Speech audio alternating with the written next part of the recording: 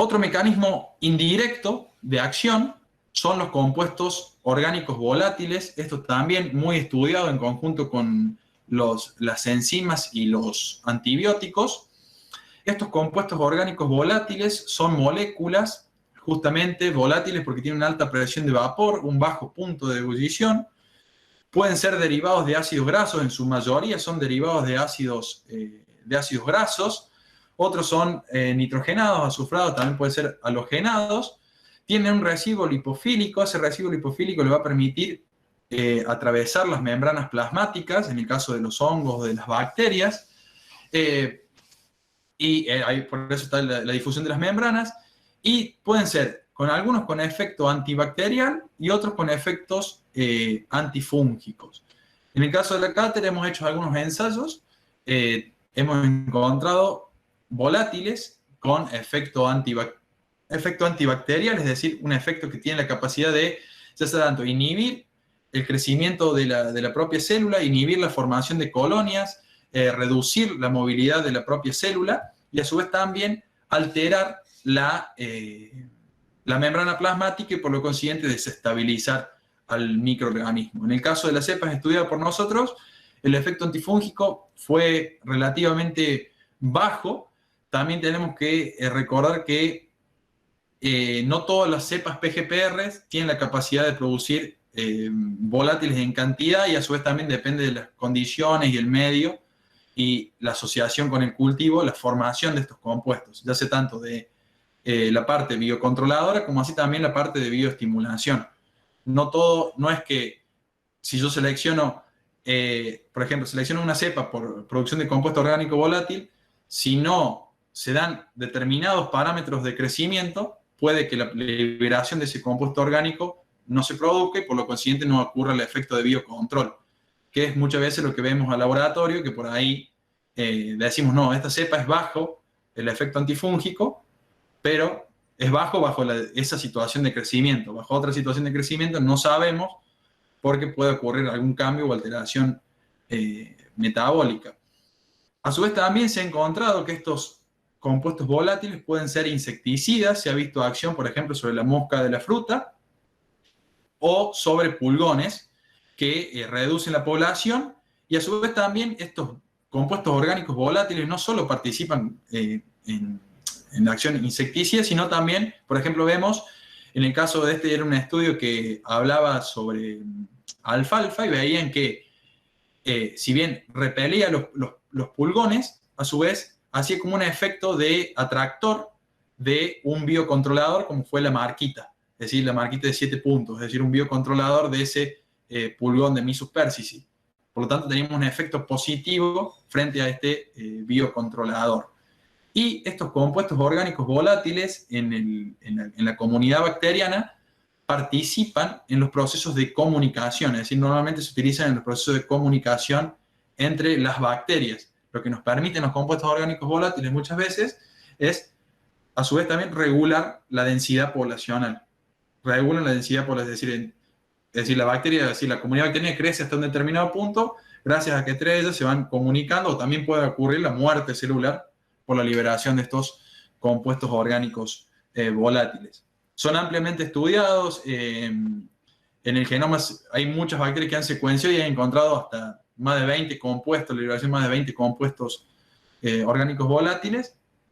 El problema es que, lo que les dije, que la intensidad con la cual se producen es variable y depende de la interacción de la planta con el cultivo y de la bacteria con el fitopatógeno o de la bacteria con otra bacteria. Esto todo muy relativo y dependiente de ese tipo de relaciones.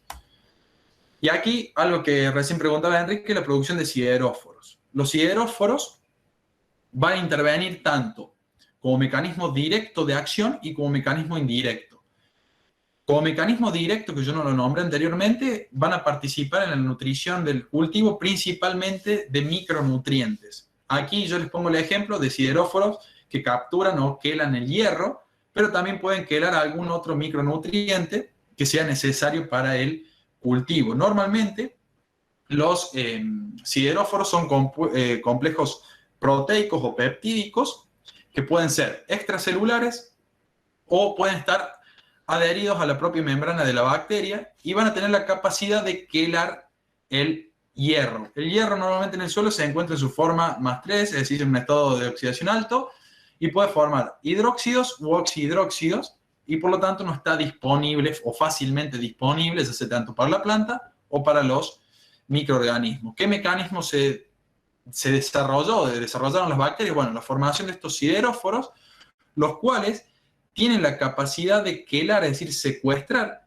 ese hierro +3, quelarlo y luego o incorporarlo a la propia estructura, es decir, a la propia estructura celular de la bacteria, o en el caso de las plantas sintetizan una molécula, un péptido similar a este sideróforo, pero con un poder, es decir, con una electronegatividad superior al sideróforo, al complejo sideróforo bacteriano, y de esta forma quelan o secuestran el hierro y lo incorporan al tejido vegetal. En el caso de la acción indirecta, es decir, en la acción biocontroladora de los complejos sideróforos, ese quelado del hierro, ese secuestro del hierro disponible en el suelo, va a hacer que, como la bacteria toma el hierro a través del complejo sideróforo, ese hierro no queda disponible para por ejemplo, los hongos fitopatógenos o los hongos. Y de esta forma inhibimos el crecimiento de los patógenos. Y aquí hay un montón de ejemplos, como la ferrilbactina, la osedobactina o la pioverdina, que son de sideróforos muy importantes producidos por pseudomonas, que van a permitir el secuestro de ese hierro y que, en el caso que sea necesitado por el cultivo lo puede tomar. ¿Gracias a qué? A que sus complejos sideróforos son de mayor electronegatividad que los sideróforos bacterianos. No así, por ejemplo, los hongos fitopatógenos. Los hongos fitopatógenos no pueden secuestrar el hierro de ese sideróforo bacteriano. Y aquí yo les puse también que estos sideróforos participan en la quelación de metales pesados, es decir, en suelos que están contaminados. Hay estudios donde se analiza la posibilidad de limpiar, entre comillas, es decir, de retirar esos metales pesados del suelo mediante microorganismos capaces de producir estos complejos proteicos o estos péptidos que secuestran metales. Esto, recuerden, tanto positivo, es decir, un efecto directo en la nutrición del hierro, es decir, una nutrición mineral, como un efecto indirecto a través del biocontrol. En el caso de que ese complejo sideróforo pueda ser incorporado al interior de la bacteria, va a liberar el hierro en el interior de la propia bacteria y ese complejo sideróforo va a poder, se va a degradar, es decir, puede degradarse, esto es un mecanismo activo, ingresa por un mecanismo activo y se va a degradar, es decir, va a pasar un proceso de degradación proteica. En el caso de que sean sideróforos que se encuentran sobre la membrana plasmática, son, entre comillas, como reutilizables, es decir, una vez que liberan el hierro, el sideróforo queda nuevamente disponible para captar nuevos iones hierro y así continuar el proceso. Y acá ven lo que es resistencia sistémica inducida en los cultivos. En este caso, por ejemplo, podemos tener una planta que se encuentre frente a una situación de estrés hídrico o de estrés biótico. ¿Qué va a hacer? Están las PGPM, dijimos, en las rizósferas del cultivo. Esas PGPM van a liberar moléculas, ya sea tanto hormonas, o pueden liberar, por ejemplo, pueden liberar etileno, que es una molécula, dijimos, señal del estrés. Esa molécula señal va a desencadenar procesos en el interior de la propia planta que van a llevar a procesos de transcripción y traducción génica y van a dar lugar a respuestas defensivas. ¿Qué respuestas defensivas? Es síntesis, por ejemplo, de enzimas que van a permitir, ya sea tanto la defensa frente al ataque de patógenos, el engrosamiento de raíces, por ejemplo, en el caso que estemos frente a un estrés de tipo abiótico, la síntesis de hormonas como pueden ser peroxidasas, catalasas, que van a evitar los daños de especies reactivas de oxígeno, es decir, de los superóxidos que ocurren, que se producen en esos momentos de estrés y mantener las condiciones de crecimiento en niveles óptimos, es decir, no reducir la tasa de fotosíntesis, mantener la absorción de agua, etc. son todas respuestas de tipo no específicas, esto es lo que es la resistencia sistémica inducida. ¿Quedó alguna duda, chicos, con biocontrol? Sé que es mucho y poco tiempo, digamos. Profe, una pregunta. En los sideróforos, Sí. que, o sea, llevan a cabo los dos porque mientras, digamos, está nutriendo la planta con esos compuestos que tienen hierro, a su vez se lo está quitando a los hongos patógenos, ¿no? Así es, sí.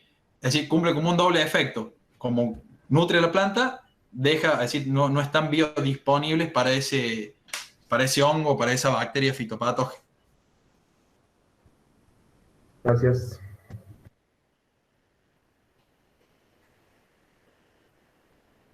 ¿Ninguna duda más? ¿Me permitís, Ezequiel? Sí, Enrique. Francisco, ¿y para qué necesitaba el hongo patógeno ese hierro?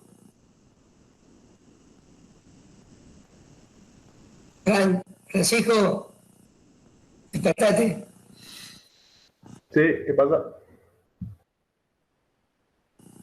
¿Para qué necesitaba ese hongo patógeno el hierro? Porque él, cuando la bacteria le sacó el hierro, lo controló.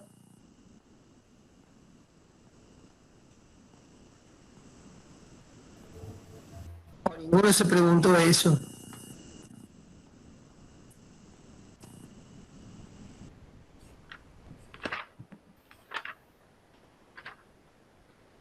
¿Nadie? La ley para la leuhemoglobina, algo así, ¿no era? Para generar eso. ¿Cómo no escucho nada yo? La leuhemoglobina, para generar la leuhemoglobina. No se escucha, no. Pero ten en cuenta, no sé quién No escucho respondió ahí. nada yo, Enrique. Hongos fitopatógenos, hongos que me van a causar una Claro. perjuicio. Pues me estás atacando la bacteria que yo no quiero que me ataques. Me estás atacando con una bacteria que me va a fijar nitrógeno. ¿Para qué necesitaré el hongo fitopatógeno? Hierro. ¿En qué tipo de moléculas encontramos hierro?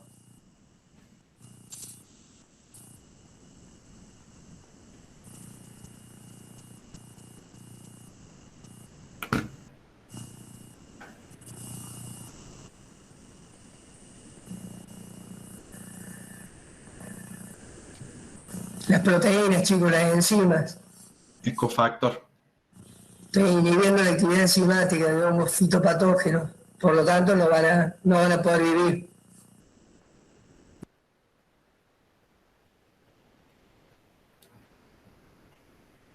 No sé, Enrique, ¿seguimos? ¿Cómo lo ves vos?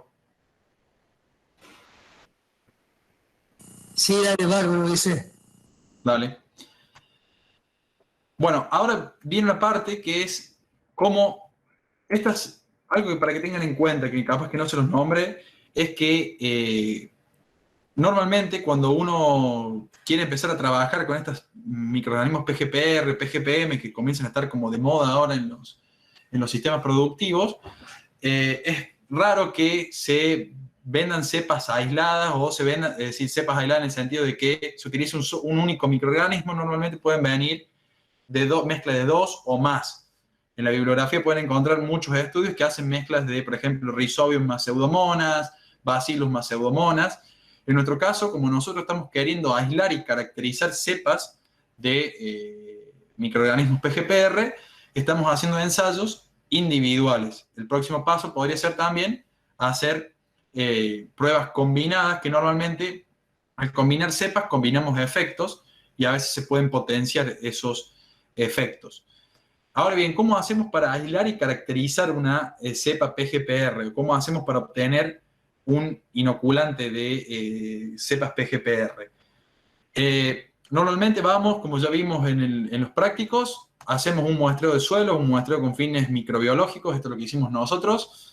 Tomamos muestras de 0,20, esas muestras, siguiendo algunos protocolos, por ejemplo, como el que ven aquí, para aislar bacilos, que dijimos que eran géneros muy importantes en lo que es rizobacterias promotores del crecimiento. Se realizan suspensiones y siembras, como hemos visto en práctico. Se logran aislar colonias, como ven aquí en la imagen. Estas colonias tienen que ser o estas cepas tienen que ser viables justamente, por eso se logran crecer sobre las placas. Se comprueba su pureza, en el caso de bacilos tienen que ser gram, y se las puede almacenar. Una vez que nosotros obtenemos ese cultivo puro de microorganismos, recuerden que un cultivo puro son microorganismos genéticamente idénticos, ese cultivo puro o esa cepa de bacilos, nosotros tenemos que proceder a determinarlo genéticamente. ¿Por qué es importante esta determinación génica? Porque uno, si recuerdan al inicio de la clase, de esta sección del teórico, dijimos que uno de los requisitos es que sean inocuos para los seres humanos. Bueno, se pueden hacer una gran cantidad de pruebas bioquímicas para comprobar eso, y también tenemos que determinar género. Si bien nosotros dijimos que íbamos a aislar bacilos, no sabemos si lo que estamos aislando realmente es bacilos, hasta que se realice una determinación genética de esas cepas o de esas bacterias. Para eso vamos a hacer un proceso de extracción de ADN, se va a amplificar un gen mediante la reacción de PCR, se va a amplificar el gen 16S, que seguramente la profe se los ha nombrado en la sección de taxonomía.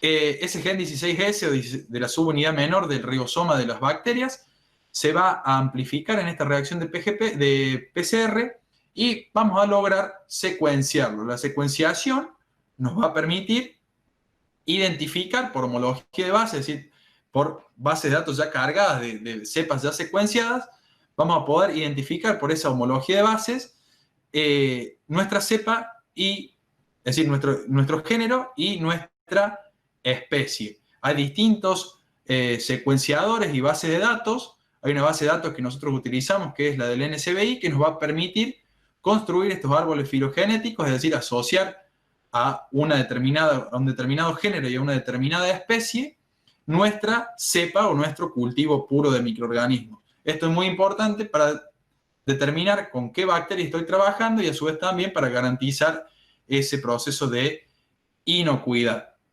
Esto es a modo anecdótico, no es tampoco que tienen que saberlo, seguro ya lo han visto en genética y en la parte de taxonomía. Pero para identificar normalmente las cepas PGPR, lo que se utiliza es el gen 16S, que es un gen de la subunidad menor de los ribosomas, se amplifica por PCR.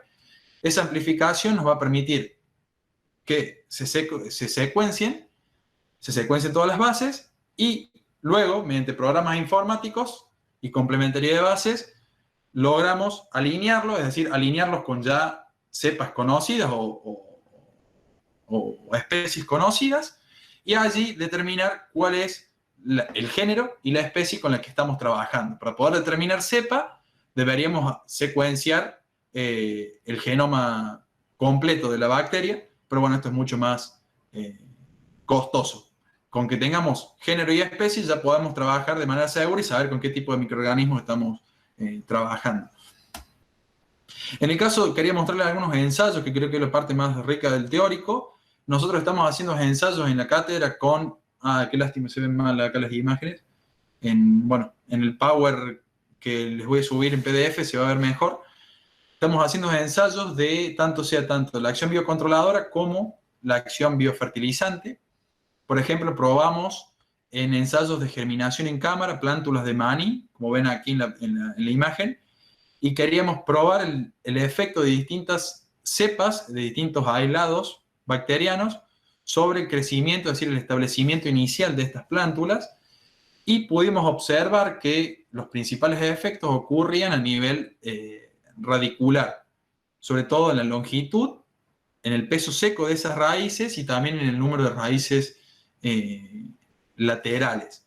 Como ven aquí en las imágenes, tenemos plántulas control con muy poco crecimiento radicular y los tratamientos con una cabellera, es decir, un crecimiento de la raíz en forma más abultada. A su vez también hay algunos otros efectos, como puede ser el aumento de la superficie foliar, y aquí podemos ir asociando, si bien no tenemos datos, podemos ir asociando a los efectos que vimos anteriormente.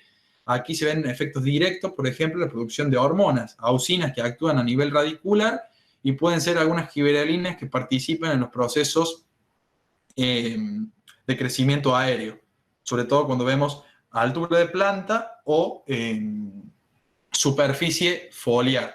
Esto es ensayos en cámara y son como los ensayos iniciales o la forma de comenzar el estudio de estas cepas PGPR. Normalmente, a partir de estos ensayos, nosotros podemos ir diciendo qué cepa funciona y qué cepa no funciona en función de lo que nosotros estamos buscando, en este caso la promoción del crecimiento. ¿Qué hicimos nosotros con todas estas cepas que propiciaron, por ejemplo, un mayor incremento, un mayor crecimiento del sistema radical, número de hojas y superficie foliar? Decidimos pasar a campo, es decir, hacer ensayos a campo, una vez que las tuvimos identificadas. Nosotros llevamos a cabo ensayos a campo en el INTA Manfredi, en Mani, con el objetivo de determinar si estas cepas, por ejemplo, estimulaban o no, o incrementaban o no el crecimiento del cultivo. ¿Qué vimos? Que se aumenta el rendimiento de los cultivos, se incrementa el rendimiento en granos, se incrementa el tamaño de los granos, que por ejemplo en maní es un factor muy importante y que determina el precio. Y aquí también podemos comenzar a asociarlo a lo que vimos anteriormente, a lo que es estimulación del crecimiento, sobre todo la producción de hormonas, eso que yo les decía, por ejemplo, gibberelinas y citoquininas, que participan en lo que es el número de flores y el cuajado de esas flores. Ese cuajado de flores me va a permitir, obviamente, que el rendimiento aumente. Por ejemplo, este es mi control. Ven que el rendimiento es mucho más bajo que las cepas o que las plantas de maní tratadas con las PGPR. Este incremento de rendimiento, si usted lo traduce también a la parte económica, que muchas veces interesa, son incrementos entre un 20, un 50%. Saben que estos son ensayos en microparcela, pero en ensayos a campo obtuvimos datos de 20% de incremento de rendimiento, que es mucho, en términos económicos también. Y ese efecto hormonal se ve aquí, en la formación de granos. Como se aumenta el número de flores, se aumenta también el cuajado de esas flores. Y las flores cuajadas, en etapas tempranas, sobre todo de la floración, que son determinantes de rendimiento, nos van a dar mayor tamaño de granos. Y estos efectos ocurren principalmente por acción hormonal, es decir, la síntesis de esas gibberelinas y de esas citoquininas. A su vez también hay otros ensayos de biocontrol.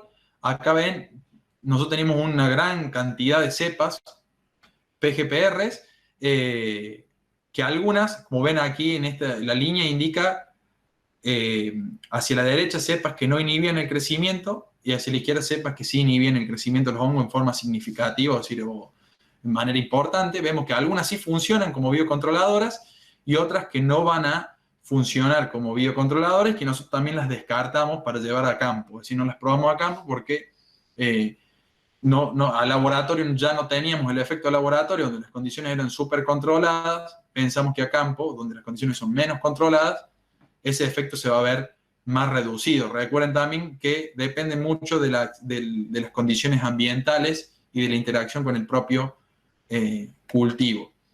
Acá, de nuevo, por ejemplo, un hongo sin tratar con las cepas PGPR, y aquí un hongo tratado con las cepas PGPR, vemos los daños a nivel de membrana, a nivel de pared, por acción de estos mecanismos indirectos, como puede ser la síntesis de exoenzimas, quitinasas en este caso, y también algunos antibióticos que pueden alterar la estructura de la membrana y por lo consiguiente pérdida de estabilidad, procesos de lisis celular, plasmólisis, pérdida de turgencia, como vemos que pasa en estos hongos. Como conclusión final, podríamos decir de este práctico que las PGPR o las PGPM en general son una herramienta productiva, es una herramienta más que vamos a tener como ingenieros agrónomos, que una característica muy importante es que normalmente se sincronizan con las necesidades de los cultivos. ¿Qué quiere decir eso? Que van a crecer o van a suministrar al cultivo lo que necesita el cultivo a medida que lo va demandando. Eso es algo que caracteriza a los fertilizantes biológicos, es decir, el crecimiento de la población bacteriana va a acompañar, por ejemplo, el crecimiento del cultivo, y a medida que el cultivo demande más nutrientes, por ejemplo, en el caso, por ejemplo, imaginen fósforo, las bacterias van a poder solubilizar mayor cantidad de fósforo, producto que el cultivo le brinda más, por ejemplo, fotoasimilados. Esos fotoasimilados van a formar ácido, van a permitir la formación de ácido y con ello la solubilización de ese fósforo. Imagínenlo así. Esta sincronización va a permitir un menor impacto ambiental. ¿Por qué? Porque hoy en día se está estudiando estas PGPRs como complemento de la fertilización química. Se está viendo, hay estudios que indican que las PGPR permiten aumentar la eficiencia, por ejemplo, la utilización de nitrógeno en maíz. En vez de necesitar fertilizar, por ejemplo, con 80 kilos de nitrógeno elemental, quizás que con 40 logro el mismo efecto que con esos 80. ¿Por qué? Porque aumento la eficiencia en la utilización de ese nitrógeno o de ese fósforo. Y a su vez también los mecanismos hormonales que incrementan, en el caso de auxinas, imaginen, aumento de volumen radicular, el cultivo explora más volumen de suelo, al explorar más volumen de suelo puede absorber más agua, más nutrientes, y la utilización de ese nutriente que yo incorpore, en vez de perderlo ya sea por escorrentía, imaginen nitrógeno, lo absorbo y lo trasloco granos. Por eso también el aumento del rendimiento. Y bueno, eso sería lo que corresponde a PGPRs y a los ensayos que estamos realizando en la cátedra, y mostrarles un poquito que no solo esto era teórico, sino que estamos haciendo ensayos y se están viendo los efectos de estas rizobacterias.